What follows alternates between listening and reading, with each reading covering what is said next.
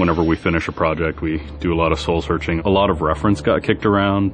The Seven Samurai, the Magnificent Seven. We talked very early on about showing off a more human approach to Spartans. I mean, we definitely focused on trying to go back to sort of the core of what made Halo CE, the Combat Evolved, the sort of phenomenon that it is. I remember my first time playing Halo, and I was in that first level, and after winding through these technical corridors, fighting aliens, and then I step out into this world, and it just opens up in front of me, and it's beautiful and alien and huge. That was a sort of seminal moment for me, and I think that's part of what we want to capture in Reach.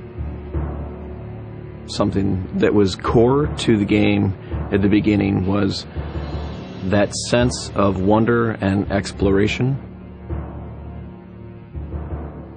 We started with a series of events. We basically set out like, okay, from this date on Reach to this date, we built a military campaign. We all had a desire to really flesh out the backstory of what happened prior to Master Chief and Cortana even entering the picture. We knew there were other Spartans, and it just seemed like such a rich area to tell a character-driven story with new characters. We wanted this team to feel like a Delta Force type team that are usually a smaller number. Why are we not seeing explosives residue? This particular team, Noble Team, they've survived by staying together. You're Noble 6, you're a replacement for a Spartan that's died. You're experiencing this story, boots in the mud. We looked at the story of Reach, and it was obviously a more intimate, character-driven story. We really needed the attention to real-world detail, trying to make these characters' faces really feel like believable. We started everything over from scratch, came up with a whole new rig for how we animate faces and also how we approach like texturing them, modeling them, everything, and just put a lot more time. Difference about a couple million polygons. We absolutely want Reach to tell a human story, and that's going to require us to invest significantly into higher fidelity models, much more open environments, larger numbers of AI than ever before in a Halo game.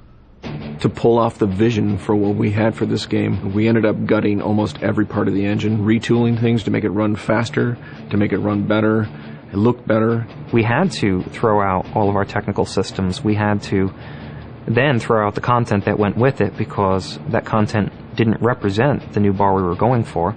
Copy that, on our way. Don't need command to tell me. Been on hers half my life. Let's shoot it.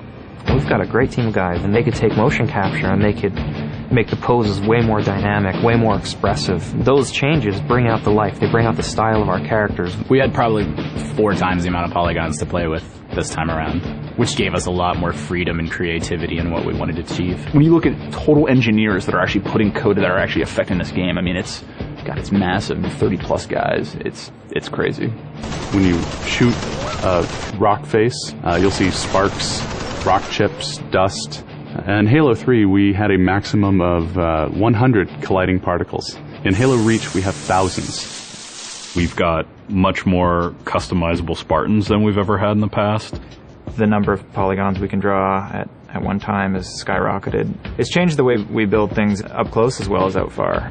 This is where Noble Team arrives when you're going to work your way down, all the way down these terraces. Big open environments, epic skyboxes. These are things that are quintessential to Halo. Like, we're building a planet that exists 500 years from now. We want to build spaces that you want to explore. We want to put twice as many characters, vehicles, and weapons into that environment. That's going to require massive improvements to the way we handle our artificial intelligence in the game. We now can put so many AI in an encounter that you can put 4 Spartans, the player, 8 Marines against 30-ish Covenant, and that's an actual serious challenge. Bringing the elites back was something that was really a true joy for us because they're such an awesome character to fight. What if the Spartans and the soldiers don't actually understand what the aliens are saying? What's that going to feel like? What if we can get back to having the aliens feel really alien and threatening? These these people and this planet and this story deserve something new and different. Just a different underlying sense of tragedy, heroism. We're rebuilding everything from the ground up. You have to walk this very fine balance. We want to add new things, but we don't want to rough up anybody's baby. I mean, that's the whole thing about the crazy sausage that is Bungie's Halo Reach ODST universe, is that we've sort of developed this gameplay that every person sort of has the different things about it that they like, and I still think that we still struggle to figure out exactly what, like what can we add or remove without pissing off certain people in the population. We looked at the Halo 3 assault rifle, and it really does feel kind of dated. It fit the tech then, but now we have all of these new polygons to play with. We went to a lot of trouble to sort of ground the weapons and the vehicles more in this sort of more real, more gritty world. We refined a lot of the weapons to push them into their particular role, and that role is defined a lot by range and the range of combat that you're going to play. For instance, the DMR, which is a sort of medium to long range suppression marksman rifle. It's going to be a sandbox game. It's not going to be a carefully scripted game where every movement of the AI is controlled by a mission designer. It's much broader than that. It allows the player to deal with encounters in their own specific way. There's definitely going to be offhand grenade throwing. There's definitely going to be vehicles. There's definitely going to be a large number of weapons that are incredibly powerful, incredibly accurate, that allow the player to feel like a badass. Now, if you melee him in the back of the head like you really mean it, you're holding down on the button, you will launch into this more elaborate animation sequence. It's going to be a very different campaign experience for people overall. We're doing stuff in the campaign that people absolutely won't expect from a Halo game. Bigger battles, brand new cast of characters. An incredibly ambitious game. Every neuron in my head is firing with just reach, reach, reach. We knew from the beginning what the end was going to be. This is the definitive Halo made by the people who created Halo.